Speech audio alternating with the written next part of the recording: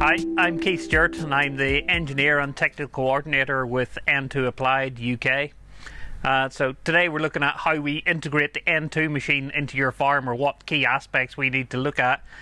Depending on your particular situation on your farm, in this case we've got slats that come out on this channel. So we've got the raw slurry coming out from underneath then the Lathame scraper unit. So we then suck or pump the slurry up and through the separator. The separator is an essential part of our system, so we can either install a separator ourselves, you can have a separator there already on your farm, but the key thing is we need the slurry to have a maximum particle size of 3 millimeters for our machine.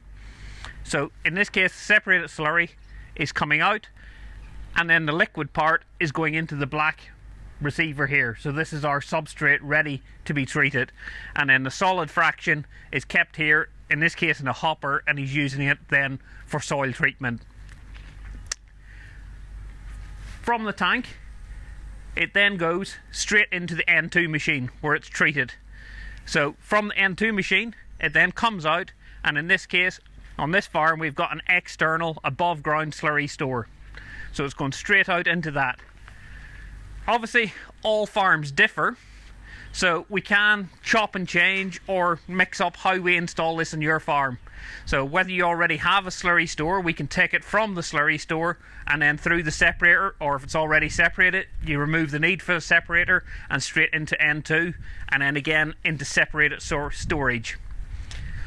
One key aspect again we have to take in mind when we're installing is that the treated Neo, as we call it in our system, cannot be mixed with raw slurry.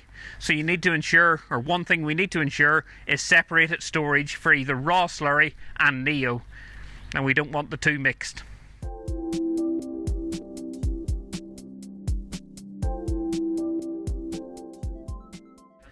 Neo, it can be stored, it very much depends on environment, but we have, at the minute, we've been storing for 6 months without a problem. So we're constantly monitoring or sampling to test the stability of the Neo, and then if we see any changes on it, we can quickly flash it back through the machine and back into storage and keep it where it needs to be.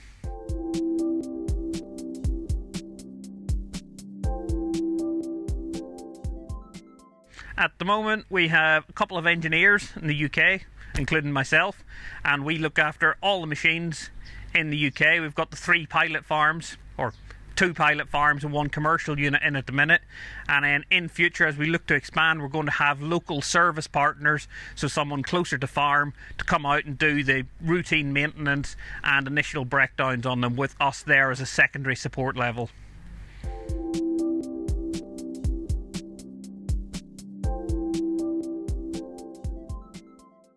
It's, again, entirely down to the farmer. He can have as much or as little as he wants from it. The machine can go in and run without any interference from a customer. He can start and stop it if that's all he wants to do, or alternatively, he can get loads of data out of it in terms of flows and pHs and levels all through the machine. So it's entirely up to the customer how much he wants out of it. He can just plug it in, leave it, and it'll run away, or he can monitor it as close as he wishes.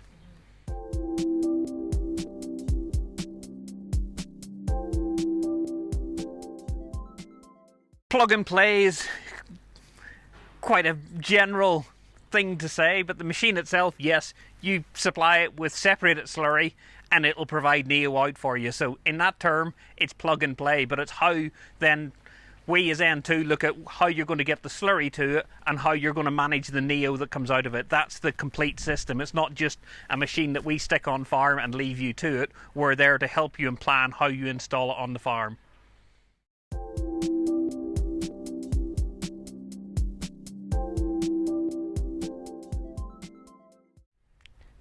In terms of how invasive the install is to the day-to-day running of your farm, because most farms already have cows, etc., that will be entirely dependent on the layout of your farm.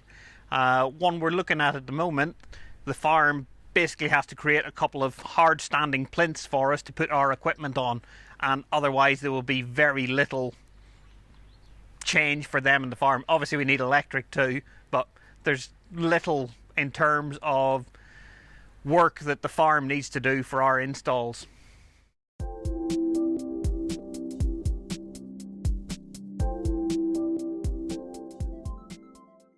power demand of the N2 unit, which essentially is the output of the N2 unit or volume of output, you can adjust continually or variably as you wish. So if your slurry production is dropped down, then you can ramp down the machine to match your slurry production. And again, you can just, there's no shutdown or startup procedure with it. So if you don't have slurry, you can simply shut it off. When you do have slurry, you turn it back on again.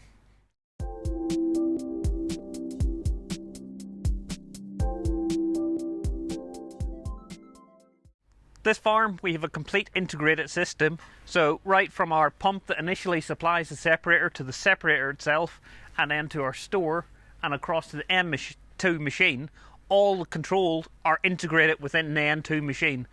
And because the N2 machine is connected to the cloud, the other engineers and even Norway at headquarters can access thousands of data points on this machine at any time. So they are remote monitored, that we can see what's happening on the ground with your machine and obviously tune it to exactly your specifications.